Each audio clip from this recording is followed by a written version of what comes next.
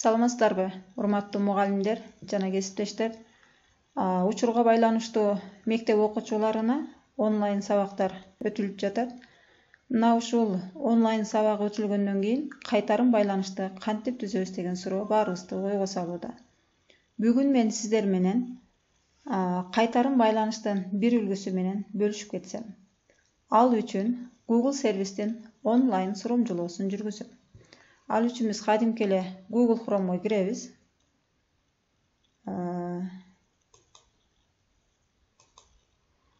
Google Chrome'дон өзүбүздүн электрондук поштага киребиз. Мына бул жерде бир нече кызматтар турат. Электрондук почта, переводчик, документ, таблица, презентация, Hangouts. Мына ушундан биз документ деген бөлүмүн ачабыз. Бул өзүмдүн электрондук поштаман ата-энелерге, окуучуларга берилген суромжулоодон алардын жоопторун алгам. Анда эмесе баарыңарга ийгилик каалайм. Документ бөлүгүн басабыз.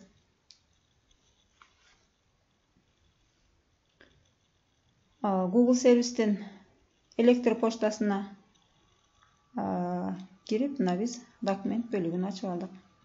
Бул жерден биз документ бөлүгү бир канча шаблондорду сунуш кылат. Бул жерден биз резюмеде түзсөк болот, кат жазсак болот, доклад жазсак болот, жана бош файлды алып өзүбүз дагы шаблондорду түзүп алсак болот. Бул жерден эми биз сол тараптан документы, таблица, презентация, форма, сурамжылоонун форма бөлүгүн басабыз. Бул документке киргенден кийин, же болбосо бул суромжулоону жүргүзүү баарыбызга жеңил.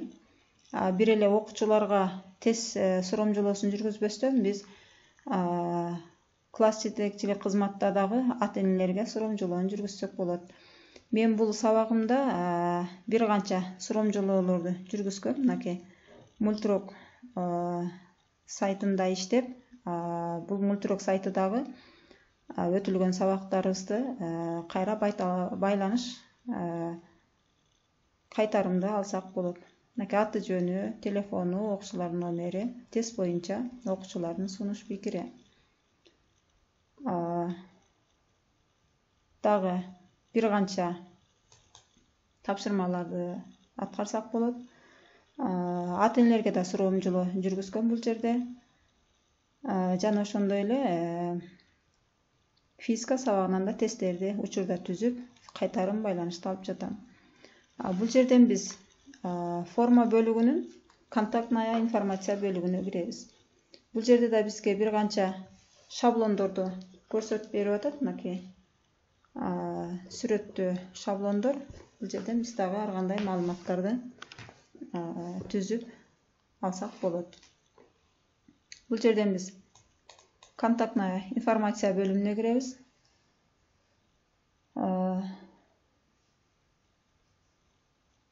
Бул контактная информацияда өзүбүздүн түзгөн тесттин темасын жазып алсак болот. Же болбосо сиздер өзүңүздөр тандаган, каалаган теманы түзсөңүздөр болот. Мына бул жерге мен физика сабагынан суромжулоо жүргүзсөм, астына баяндоо эмне жөнүндө. Мисалы мен механикалык энергия деген теманы өткөн болсом, мына ушу механикалык энергия темасында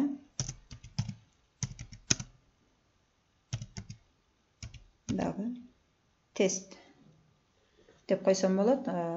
Бул жерден биз азыр мен кыргызча тилин өзгөртүп алдым. Бул жерден биз привести эту страницу орусча же болбосо кыргызча бөлүмүн тандап алсак болот. Мына бул жерге биз окуучунун аты жөнүн жазабыз. Аты, жөнү. Ошол окуучуларга жөнөтсөк, бул жерде окуучулар өздөрүнүн аттарын жазышат. Кыска жооп берсек болот. Электрондук почта, адрес, телефон номер. Мисалы бизге мынакей бул жерде биз жашыл бөлүгүн басып койсок, милдеттүү суроолор, эгер биз бул жандырбай койсок, милдетсиз. Анда бул суроого жооп бербей деле өтүп кете берсе болот. Мына бул милдеттүү, сөзсүз тапшырыш керек. Эми мен мына жерде адрес деген ордун алмаштырсам болот. Мисалы,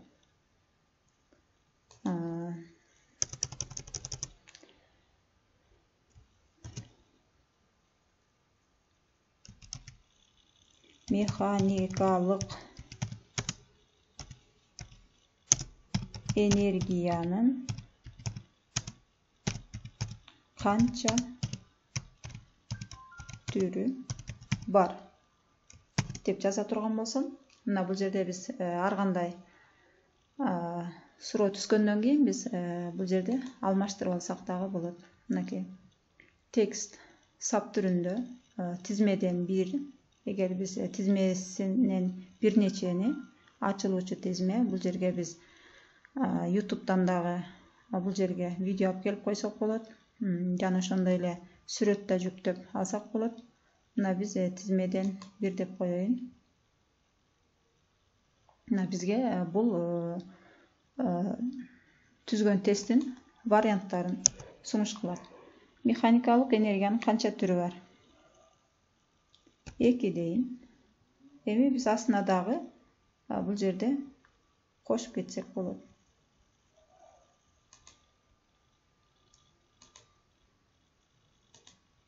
Мынакей. Же болбосо бул жерге кененирээк маалымат жазса да болот. Мынакей биз бул жерге экинчи вариантты дагы сунуш кылып атат. Же болбосо биз 4 түрү бар дейли. Жана маалымат бөлүгүндө калтырсак болот. Экинчи бөлүккө ушундай эле тест түзүү үчүн биз мына жерде мынакей көчүрмө түзүңүз дейт. Биз муну басып кое турган болсок, ушундай эле нерсе астыга келип түшөт. Биз тесттин экинчи бөлүгүн жазабыз.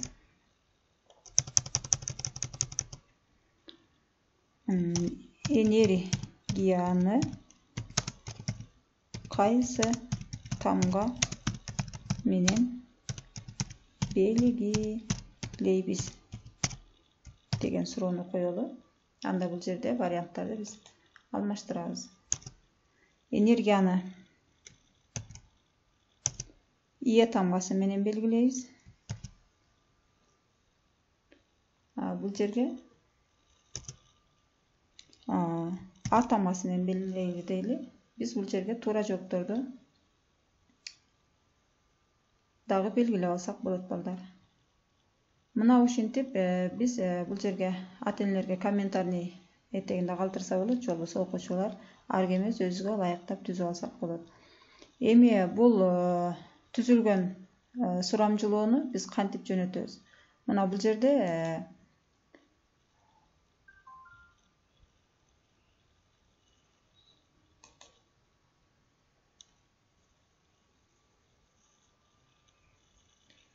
бул жердеги маалыматты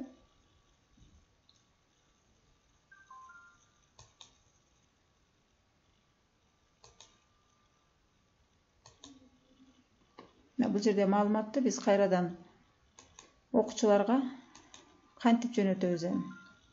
Бул түзүлгөн тесттерибиз автоматтык түрдө сакталат, бирок кайра редактировать кылып өзгөртүп турсак болот. Эми биз мына жердеги отправить басабыз. Мына бул жерде электрондук почта аркылуу жөнөтсөк болот, Facebook аркылуу жөнөтсөк болот. Бул жерде биздин темабыз сакталуу. Мына бул жерде биз ссылка аркылуу жөнөтсөк болот. Мына мынага берилген ссылканы биз копировать кылып, анан WhatsApp группаларга жөнөтсөк болот. Эми бул окуучулар муну белгилегенден кийин кайра кантип жоопторун билип алабыз. Ал үчүн мен өзүм жөнөткөн суромжулоого баралы. Биз ата-энелер үчүн жана тесттин ар кандай түрлөрүнө да суромжулоо жөнөткөнбүз. Мынакей бул жерде ата-энелер үчүн суромжулоо жана Multirok сайтынан суромжулоо деп турат. Мына биз Multirok сайт үчүн окуучуларга жөнөтүлгөн суромжулоону ачтык. Мынакей бул жерде вопросы жана ответы. Мына бул жерден биз ответы бөлүгүн басабыз.